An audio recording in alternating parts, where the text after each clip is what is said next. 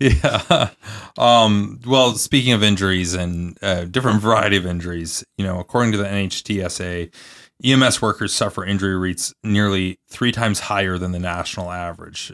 Does that surprise you? I mean, No. what are you've just given an insight already to what EMS professionals do night in, night out, but when you think about injury rates to the your job as a paramedic, as an EMS professional, a first responder, is to go fix hurt people. Yep. What's happening that medics are getting hurt at such an alarming rate in the course of their job? A big part of it is you prioritize your patient. So you don't think about yourself. You think about what you can do to help them and get them out of the whatever situation they're in the fastest.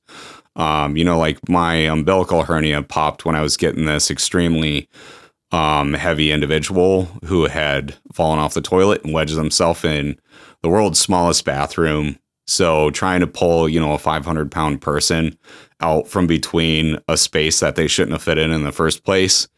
There's no good way. There's no proper lifting technique to get somebody out of that scenario. And when they're having something cardiac going on that caused them to fall off, time is of the essence. So you just got to get them out there. And I remember when we figured out our way to get this dude out of this tiny little bathroom, I went to lift up and I felt a pop in my belly and I was like, well, that's not good. But we just kept going, got him on. We call it a mega mover. It's just like a big tarp with handles all the way around it. Got him onto that thing outside of the bathroom and continued carrying him down. And after the call was done, I was feeling my belly, just thinking like, all right, what happened? Because it was a noticeable pop sensation that I felt. And I felt just a little bulge. And I've already had an inguinal hernia before that one. So I was like, okay, that's probably a small hernia. It's fine. And I ignored it for probably a year. Maybe not just the rest of the shift, a year. Yeah, Wow. I just kept ignoring it, but the more patients you lift, the more it started to tear. So eventually I got it fixed. And but a big part of it is just like the constant lifting of heavy stuff, or you're walking into a house carrying, 2 medical bags, the life pack monitor. None of it's super heavy, but none of it's light either. So that'll wear on your bones and your joints and stuff.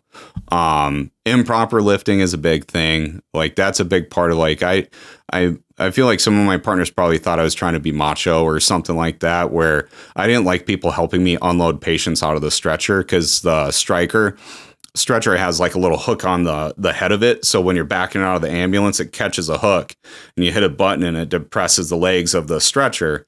And I didn't like other people helping me because usually the height difference was off. So I was shouldering more weight and it was kind of canting my spine. So I got to a point where I just wanted to be the one handling the stretcher. And if I really needed help, I needed 2 more people to hold the sides of the stretchers evenly. That way I was protecting myself from injury. So there's ways that you can approach that, but there's other people out there that they do want the help because either they're not strong enough or they think they're trying to protect themselves. And then you got this uneven lifting going on and got uneven pressure on your joints or your spine. That definitely doesn't help. But then also just the sheer cortisol overload that you're in for years and years and years, that breaks your body down. And then you add into the circadian rhythm disruption that happens with night shifts and day shifts and stuff like that.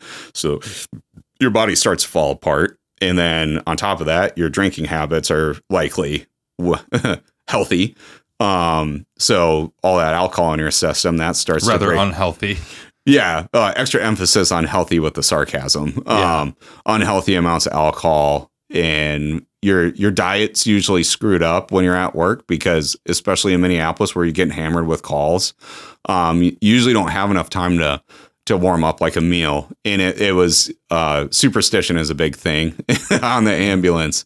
And I know for many years I refused to put my food in a microwave because every time I did try, once I hit the button to start warming it up, that's when I'd get a call. So you get this paranoid feeling of like, if I do this, I'm going to get hammered with calls. Just like the Q word too. Like you don't say quiet on shift, or you don't say it to a partner that's on shift, because for some reason it just seems to work where you just get hammered with calls. So all that stuff ends up leading towards an injury, but I know a big part of it is just improper lifting, people not thinking it through. Well, and to put that in context too, so you had got a hernia doing a lift of a extremely obese person, to put that in context, like, you're not a weak person. No. Like I wouldn't say that you're somebody that's like going out and competing at nationals or worlds in your prime, but No. you are objectively a very strong person. Like, Yeah. I'm not trying to put you in a position to like brag about your lifts or anything, No, but just to give people an idea, I remember you were doing 3 sets of like 500 and some change on deadlifts. Yeah. I had a call that really like shook me on, I needed to get stronger. And so that's when I started doing my strongman training and lifting really heavy. And like you said, like, I'm not going to go compete with like an Eddie Hall or somebody like that on the strongman stage. But for what I could do with the type of shifts I was working, like I did my best to get super strong. And so when I had my hernia pop on me during that call, I was like, well, one way or another, that was going to happen sooner or later. So it was just a matter of time. And I guess it just like puts it into context, though, of like, as somebody that's as strong as you were, getting a lifting injury. I mean, a hernia is a lifting injury. Yep. Like, if you're getting that injury, not everybody was lifting like you were, or even has the like genetics to be able to lift like you were, honestly. So you look at like just a smaller person, male or female, that is put in the same situation. Yep. How do they not get injured trying to do that? Because they're going to try, right? Yeah. Like, no medic, I don't think, right? Like, any medic is going to go do their damnedest to do what they have to do, regardless of whether it hurts them. Yep. I imagine. So usually, yeah. Yeah, but it's just like, it just goes to show, like, as strong as you were at that time, you still got a hernia among all these other things that were going on. It's, and it brings actually up a good point, a little tangent here. My wife and I were talking the other day about how sort of the messages around body positivity have changed over the years. Like, I was born in the mid 80s. And so I grew up, came of age, and so did my wife. We're both the same age. Grew up in the 90s, where there was an extremely toxic attitude towards what somebody should look like. I mean, models and actresses and things like that were basically forced to be anorexic. People that are like a normal skinny were called fat. I mean, extremely unhealthy attitudes towards what somebody should look like and what was considered healthy or attractive in the 90s.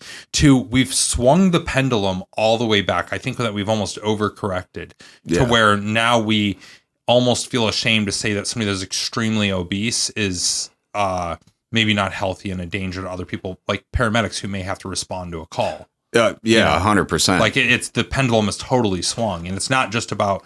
No, do I think that we should go out and like berate or make fun of or make to feel bad people that are over it? No, absolutely not. That's just being a shitty person. Yep. But also, we can't pretend like being extremely obese is good or healthy or something that should be encouraged. I didn't look into this, but like the part of the reason we got into this conversation the other day is my wife brought up that Lizzo, the singer, had recently lost a ton of weight, and that people were basically mocking her over like, hey, you were such an icon of body positivity and stuff, like basically make fun of her for losing weight. And it's like, dude, that is the wrong attitude to have. Yeah. I mean, if you feel bad about yourself because somebody else went and did the right thing for their body, that doesn't, that you need to work on you.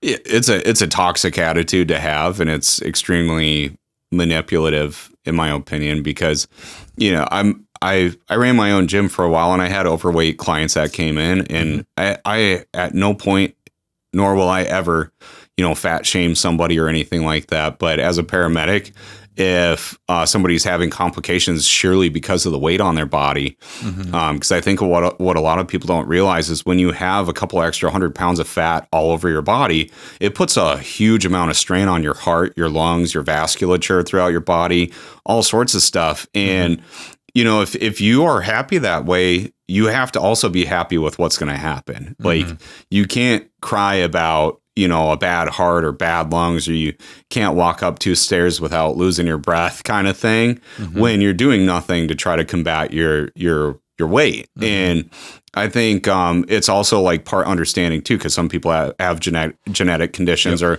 other things going on in their body where it's harder to lose weight. Like I've found out, myself recently, like my hormones and all sorts of stuff was out of whack. So no matter what I was doing diet wise and how much I was working out, like I just wasn't losing weight. Then all of a sudden I get my hormones corrected and I dropped 30 pounds in like, I think it was like 2.5, 3 weeks or so. And it's like, oh, okay. Like I've been on the other side of it now compared to like, before I was in the Army, I was a tiny, skinny little soccer player. And then in the Army, I got strong, but still able to run pretty fast. To when I started working in EMS and kind of the effects of everything I've done in my life started to take its toll.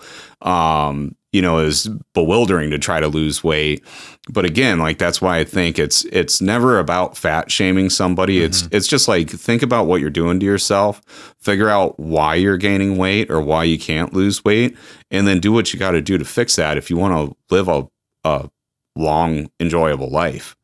If somebody makes a choice to cut weight like Lizzo did, or any number of these celebrities that went from heavier to skinny, or scenarios like that, or even just like your family friend that decided they wanted to lose a bunch of weight, like there should be no sort of shame about that they're trying to do something that's better for their health. Yeah, and I should say, too, I don't think that's the overwhelming sentiment out there. No. Because you see a lot of people, I mean, I don't think there's anything more inspiring than seeing somebody that's extremely overweight, extremely obese, go and take it upon themselves to improve their life. And usually there's no shortage of people cheering for them because we all feel like, wow, that's awesome. It's inspiring. If this guy or gal is going out there and getting after it every day, what excuse do I have? And exactly.